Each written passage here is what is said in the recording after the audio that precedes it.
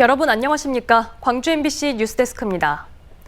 광주 MBC는 오늘부터 광주 생활 쓰레기 문제를 집중적으로 다루는 기획 보도를 시작합니다. 광주에서는 하루 평균 600톤의 생활 쓰레기가 나오고 있습니다. 지금은 모두 양과동 매립장에 그대로 묻고 있는데 매립장 시설이 한계에 다다르고 있고 소각 시설은 없어 쓰레기 대란이 곧 현실화할 거라는 우려가 나오고 있습니다. 보도에 송정근 기자입니다. 이른 아침부터 환경미화원이 쓰레기를 수거합니다. 오전 7시부터 작업을 시작해 8시간 동안 거리를 돌며 쓰레기 4톤가량을 수거합니다. 코로나 한참 활성화됐을 때 쓰레기 양이 좀 줄다가 코로나가 지금 어느 정도 끝났거든요. 끝나는 상황에서 지금 쓰레기 양이 3배, 4배씩 이렇게 나오고 있습니다. 엄청나게 나오고 있어요. 이렇게 광주 각지에서 하루 평균 600톤의 쓰레기가 수거되는데 모두 남구에 있는 양과동 매립장으로 옮겨집니다. 현재 사용하고 있는 2-109는 당초 2027년까지 사용하기로 계획됐지만 4년이나 사용 연한이 앞당겨져 내년 3월 포화 상태에 이를 것으로 예상되고 있습니다. 상무소각장의 조기 폐쇄와 나주 SRF 갈등으로 쓰레기 직매립량이 증가했기 때문입니다. 실제로 나주 SRF가 처음 가동한 지난 2017년의 광주 쓰레기 하루 평균 반입량은 380여 톤이었지만 SRF 가동 중지와 상무소각장 폐쇄로 인해 이듬해 반입량은 770여 톤으로 2배 정도 뛰었습니다. 이후 4년 동안 꾸준히 600여 톤을 웃돌고 있습니다. SRF 시설이 정상 가동이 안 되다 보니까 광주광역시에서 발생된 모든 생활 쓰레기가 이 매립장으로 매립하게 됐습니다. 그러다 보니까 당초에 예정했던 기간보다 더 앞당겨져서 쓰레기가 2-1단계가 만장이 된 겁니다. 광주시가 대안으로 2-209를 올해 말 준공할 예정이지만 역시 2029년이면 매립이 더 어렵게 될 것으로 예상되고 있습니다. 여기에 정부가 폐기물관리법 시행규칙을 공포해 2030년부터 종량제 봉투로 수거하는 생활 폐기물을 더 이상 직매립할 수 없게 됐습니다. 쓰레기 대란이 불보듯 뻔한 상황. 광주시는 소각장 건설을 통해 이 문제를 해결한다는 계획입니다. 2030년 생활 폐기물 직매립 금지에 대비하기 위하여 우리 시도 재활용 시설 확충과 폐기물 처리 시설 건설 필요성에 대하여 자원순환 처리 체계 전환을 위한 용역을 전국 광역단체 중 대형 소각장이 유일하게 없는 광주시. 현재까지 쓰레기 처리 방법에 대한 대안이 없는 상황이어서 쓰레기 대란을 막을 골든타임을 놓치지 않으려면 소각장 설치 등 광주시의 빠른 결단이 필요해 보입니다. MBC 뉴스 송정근입니다. 앞서 보신 것처럼 광주시는 쓰레기 대란을 막기 위해 소각장 시설을 추진 중에 있는데요. 지역민의 반발을 줄이고 하나의 문화 공간이 된 타 지역의 우수 사례를 참고한다는 계획입니다. 김영찬 기자가 광주시가 벤치마킹하기 위해 눈여겨보고 있는 소각장을 다녀왔습니다. 105m 높이의 녹색 전망대가 우뚝 서 있는 경기도 하남 유니온파크. 무더위를 피해 어린이부터 어른까지 온 가족이 야외에서 물장구를 칩니다. 물놀이장 옆엔 야외 테니스장과 공원 등이 있어 시민들이 다양한 여가 생활을 즐깁니다. 경기도 하남의 랜드마크로 자리매김하고 있는 종합폐기물 처리시설 유니온파크입니다.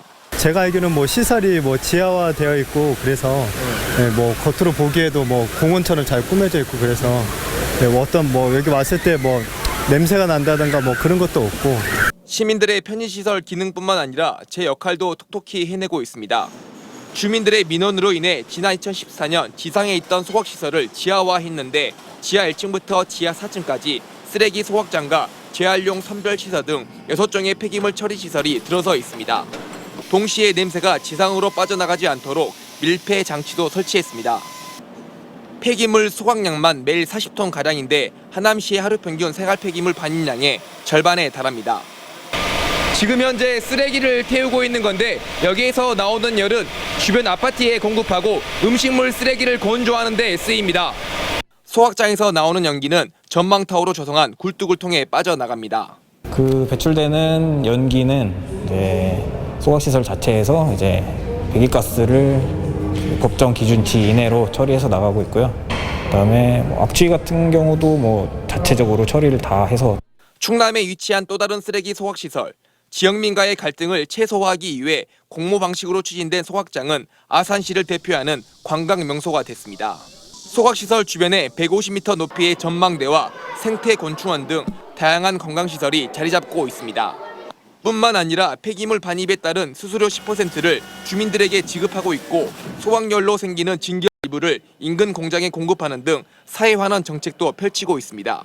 저희는 공기업으로서의 이제 사회적 책무라든지 이런 부분에 대한 부분이 좀 더 크다 보니까 그 대기 오염물질 같은 경우도 법적 기준치보다 50%를 더 감해서 저희가 배출을 하고 있습니다. 소각장의 재발견이라는 평가를 받고 있는 경기도 하남시와 충남 아산시의 소각 처리 시설.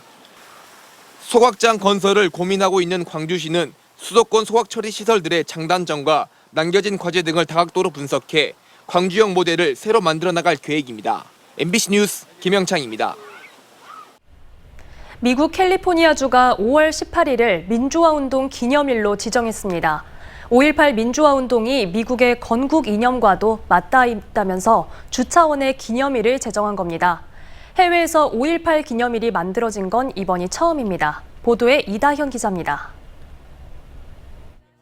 현지 시각으로 지난 8일 오후 1시 반쯤 미국 캘리포니아 주의회 5.18 민주화운동 기념일을 제정하는 내용의 결의안이 통과된 순간입니다. 참석 의원 67명이 만장일치로 찬성했습니다.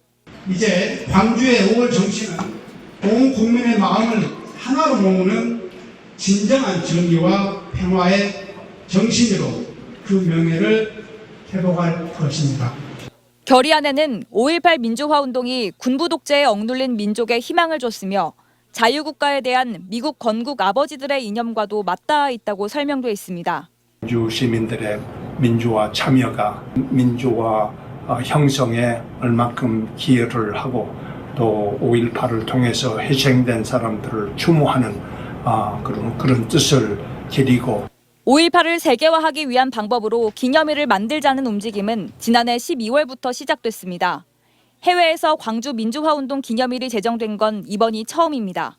앞으로는 캘리포니아에 있는 약 60만 명의 한인들과 이곳 주민들이 매년 5월 18일을 기념합니다. 국외에서 지정된 일이 한 번도 없었는데 이번에 최초로 캘리포니아 주에서 기념일로 제정을 했습니다.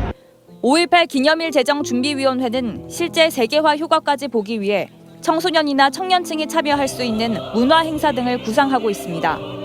또 이런 결의안이 미국 내 다른 주에도 퍼져나갈 수 있도록 활동을 이어갈 계획입니다.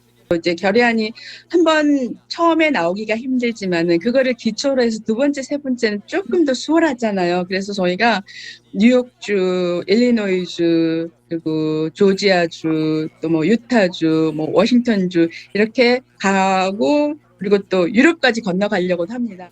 이번 결의안 통과를 시작으로 5.18 민주화운동의 정신이 아시아를 넘어 지구촌 곳곳으로 전파될 수 있을지 주목됩니다. MBC 뉴스 이다연입니다. 더불어민주당 최고위원 경선에 나선 송갑석 후보가 호남에서 대대적인 반전을 만들어달라며 호남 당원들의 결집을 호소했습니다.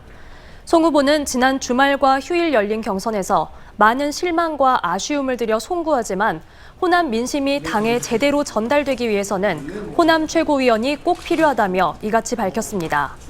특히 자신은 유일한 비수도권 후보라며 지도부가 수도권, 특히 특정 계파 일색이 되면 민주당의 앞으로 선거 전략과도 배치된다며 호남 당원들이 뭉치면 막판 수도권과 전국 대의원 투표에서 좋은 결과가 있을 것이라고 덧붙였습니다.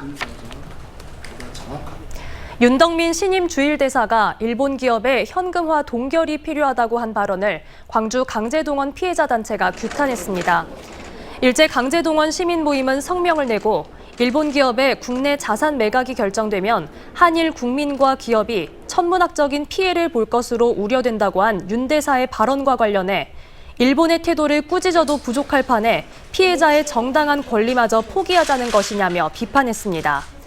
또 단체는 피해자 대리인 전원이 불참을 선언한 민관협의체와 관련해 정부는 3차 회의를 강행하고 있다며 국민을 기만하는 행위를 멈추라고 밝혔습니다. 그럼 지금부터 전라남도와 나주시가 부영주택과 맺은 한전공대 부지기부 관련 합의서를 공개하기로 결정했습니다.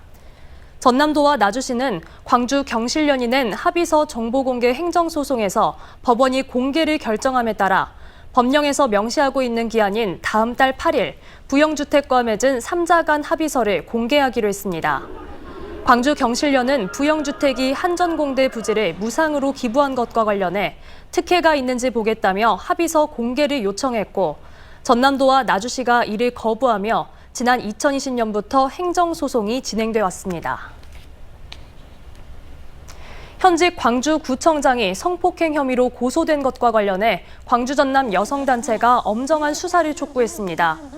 광주 전남 여성단체 연합은 기자회견을 열고 성폭행 혐의를 받는 구청장은 피해자의 직속 상관관계였다며 피의자의 주장이 아닌 사건의 본질을 보고 수사하라고 촉구했습니다.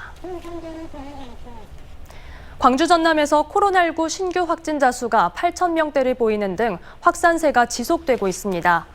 방역당국에 따르면 광주에서는 3,461명이 확진됐고 3명의 사망자가 발생했습니다.